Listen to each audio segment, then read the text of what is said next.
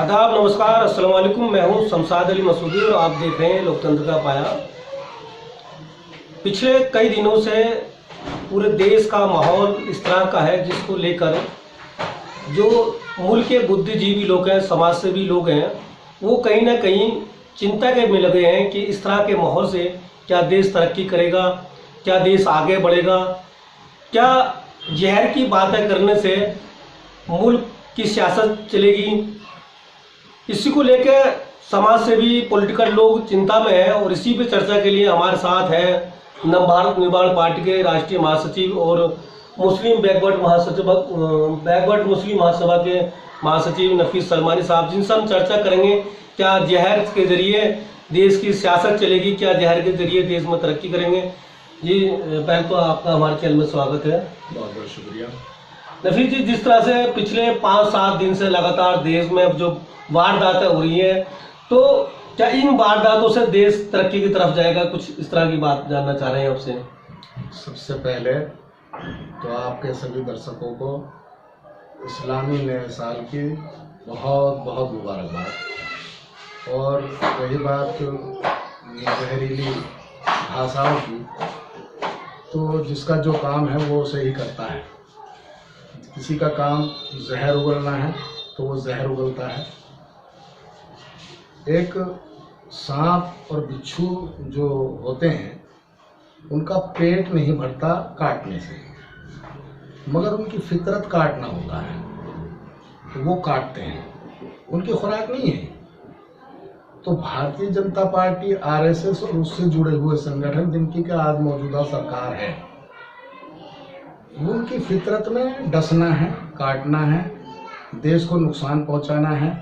जब देश की आज़ादी के लिए भारत के लोग लड़ते थे, स्वतंत्रता सेनानी, उनकी मुखबरी करने का काम यही तथाकथित आरएसएस के लोग किया करते थे।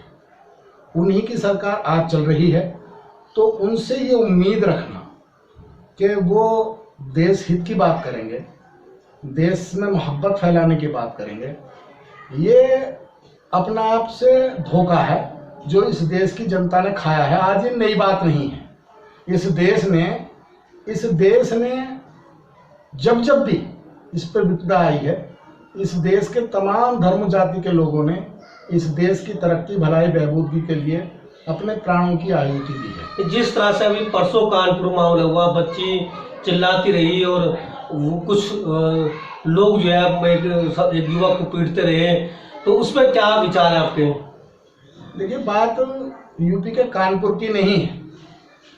अभी दिल्ली के अंदर जब संसद चल रही थी और संसद से मुश्किल 500 मीटर की दूरी पर कुछ संगठन के लोग आते हैं, हजारों की तादाद में, और वो वहां बहुत पुलिस भी होती है।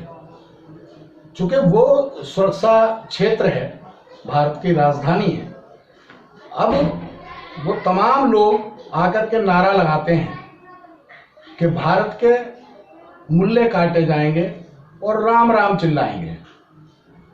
ऐसे नारों से अगर भारतीय जनता पार्टी ये समझती है कि हम इस देश के लोगों को बांट सकते हैं। ये बीजेपी तो मना कर रही है, हमारे लोग ही नहीं, हमारा क्या मतलब उनसे? अरे भाई, उनका जो प्रवक्ता है, उपाध्याय, उसके नेतृत्व में वो प्रोग्राम किया गया। ये तो सब बचने बचाने वाली बातें हैं।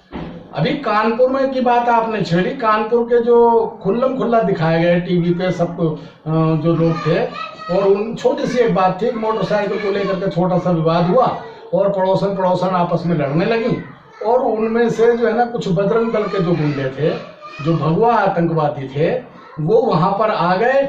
जिससे झगड़ा हुआ था इत्तेफाक से वो तो नहीं मिला, लेकिन उसका जो भाई था, गरीब रिक्शा चलाने का काम करता था, उसको पकड़ के उन्होंने पीटना शुरू कर दिया। पुलिस की मौजूदगी में पीटा और उसको जो है ना तुरंत जमानत मिल गई ना थाने से ही।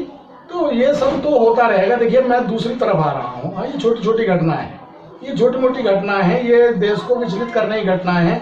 देशभक्त जो मुसलमान है उसे वो किसी भी सूरत में इस तरह से भड़काना चाहता है, इस तरह से भड़काना चाहता है कि हिंदुस्तान से देशभक्ति के लोग खत्म हो जाएं, देशभक्त लोग खत्म हो जाएं। हालांकि ऐसा होने वाला नहीं है, ऐसा होने वाला नहीं है। भारत के जो मुसलमान हैं वो अपने देश से इतना प्यार करते हैं कि ऐसी घटनाओं से वो विचलित होने वाले नहीं हैं। लेकिन मैं दूसरी तरफ बात कर रहा हूं कि इस देश के जो 135 करोड़ लोग हैं वो ये सब लोग रोज देखते हैं। और पुलिस के जो मालिक हैं वो गृह मंत्री अमित शाह हैं। दिल्ली के अंदर राकेश अस्थाना को वो लेकर के आए और उन्हें कमिश्नर बनाया। उन पे क्या क्या एलिगेशन है? जितनी भी मुस्लिम विरोधी गतिविधियों की जांच करने का मामला आया, उन तमाम जांचों की जिम्मेदारी जो है वो राकेश अस्थाना को दी गई। और वहीं से वो निकल के आए यहाँ तक कि लालू प्रसाद यादव या जो भी ऐसे लोग थे जो हिंदुस्तान में एकता भाईचारे की बात करते थे, उन लोगों को उन्होंने जेल में डालने का काम किया। खाली मुसलमानों की बात नहीं है, जो भी देश हित की बात करता है वो उसके साथ में इसी तरह का काम करते हैं और ऐसे ही अधिकारियों को वो आगे लेकर के आते हैं। मेरा एक सवाल था, जिसका आपने दिल्ली पुलिस कमिश्नर के बारे में चर्चा की, तो क्या IAS IPS बनने के बाद में इस तरह की घटना को अंजाम देना ही तरक्की है? मान लें, देखिए ये आज का मामला नहीं है। RSS की बुनियाद देश की आजादी से पहले रख दी गई थी। देशभक्त लोगों की मुखबरी करने का काम ही RSS करती थी और आज वो इस मुकाम पर आ गए और उसके लिए सबसे बड़े जिम्मेदार वो तथाकथित जो है वो तथाकथित सामाजिक लोग हैं जो सामाजिक न्याय की बात करते हैं। चाहे वो जनता दल रहा हो, चाहे वो आज लोकदल हो या राष्ट्रीय जनता दल हो या जनता दल यूनाइटेड हो, ये सब वही लोग हैं जो भारतीय जनता पार्टी का विरोध करके जो है वो राजनीति किया करते थे और देश में भाईचारे की बात किया करते थे। एक वाकया मुझे याद आता है।